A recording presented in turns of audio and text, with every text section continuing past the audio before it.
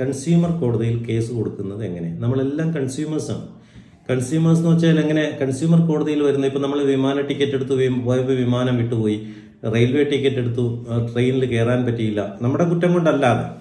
പിന്നെ water connection, electricity, ഇതെല്ലാം കൺസ്യൂമറിൽ വരുന്നതാണ്. നമ്മളെല്ലാം കൺസ്യൂമേഴ്സാണ്. അപ്പോൾ കൺസ്യൂമർ പ്രൊട്ടക്ഷൻ ആക്ട് അനുസരിച്ച് 2020 കൺസ്യൂമർ പ്രൊട്ടക്ഷൻ ആക്ട് അനുസരിച്ച് ഒരു സർവീസ് ശരിയായ രീതിയിൽ കിട്ടിയില്ല, അല്ലെങ്കിൽ നമ്മൾ ഒരു പ്രോപ്പർട്ടി വാങ്ങിച്ചു, ഇപ്പോൾ ഫ്ലാറ്റ് വാങ്ങിച്ചു, ഫ്ലാറ്റ് പറഞ്ഞ സമയത്തിന് കിട്ടിയില്ല, ഇങ്ങനെ വരുന്ന കേസുകൾക്കെല്ലാം നമുക്ക് കൊടുക്കാവുന്ന, ഇത് കോടതികളിലല്ല കൊടുക്കുന്നത്, consumer protection commission, consumer protection കോർട്ടുണ്ട്. അതായത് ഇതിനൊരു നിയമമുണ്ട്, പെക്യൂനിയറി ഡിസ്ക്രിപ്ഷൻ ഉണ്ട്. അതായത് പെക്യൂനിയറി ഡിസ്ക്രിപ്ഷൻ എന്ന് വെച്ചാൽ 1 രൂപ മുതൽ ഏതാണ്ട് 49,99,99 50 ലക്ഷം ആകാവുന്നതിന് 1 രൂപ കുറവ്.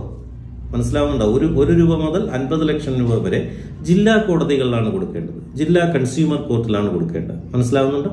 നമുക്ക് ഡാമേജ് കോമ്പൻസേറ്റ് ചെയ്യാനായിട്ട്, ഡാമേജ് വാങ്ങാനായിട്ട് നമ്മൾ എവിടെ കൊടുക്കണം? 1 രൂപ മുതൽ 50 ലക്ഷം രൂപ വരെ ജില്ലാ കൺസ്യൂമർ കോർട്ടിലാണ് കൊടുക്കേണ്ടത്. ഈ 50 ലക്ഷം മുതൽ 2 കോടി രൂപ വരെ സ്റ്റേറ്റ് കൺസ്യൂമർ കമ്മീഷനുണ്ട്, അവിടെയാണ് കൊടുക്കുന്നത്. 2 കോടിക്ക് മുതൽ എത്ര വേണമെങ്കിലും ഡാമേജ് ക്ലെയിം ചെയ്യുന്നത് നാഷണൽ കൺസ്യൂമർ കമ്മീഷനാണ്. ഇതാണ് ഉപഭോക്തൃ കമ്മീഷൻ നിയമം എന്ന് പറയുന്നത് 2020 ആക്ടാണ്. നന്ദി.